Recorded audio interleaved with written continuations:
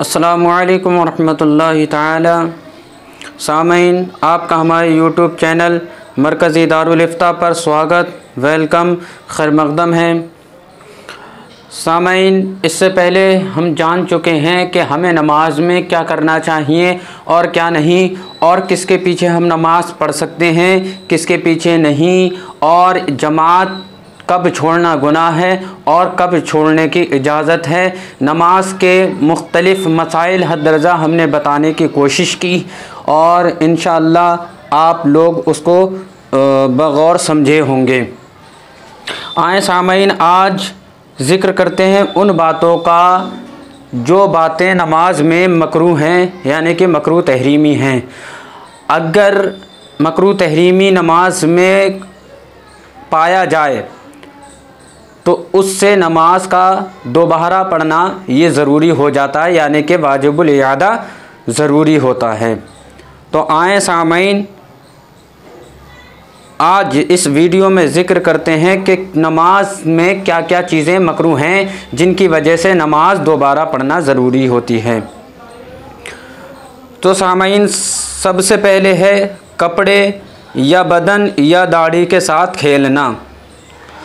कपड़ा समेटना, मसलन सजदे में जाते वक्त आगे या पीछे से उठा लेना, यानी कि सजदे में जाते टाइम पे जो है पीछे का ऐसे पल्लू उठा लेते हैं, तो इस तरीक़े से जो है करना ये मकरूह है और ये नमाज को ख़राब कर देता है, यानी कि नमाज में मकरूह तहरीमी इसके ज़रिए पाया जाता है और नमाज का दोबारा पढ़ना ज़रूरी होता है।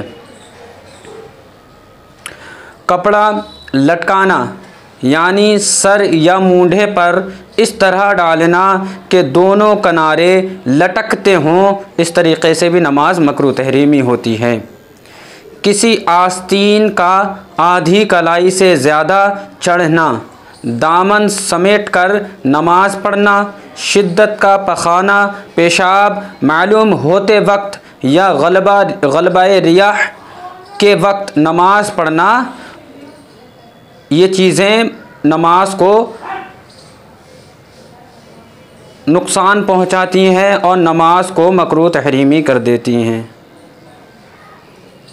मर्द का जूड़ा बांधे हुए नमाज पढ़ना, इसमें एक ज़रूरी अमर यह है कि कुछ लोग सोचते हैं कि औरतें भी जूड़ा बांध करके नमाज नहीं पढ़ सकती हैं। ये सरासर गलत है। औरतें जूड़ा बांध करके नमाज पढ़ सकती हैं, ये मर्दों के लिए मना है। उंगलियां चटकाना या उंगलियों की कैंची बांधना या कमर पर हाथ रखना या इधर उधर मुंह फेर कर देखना,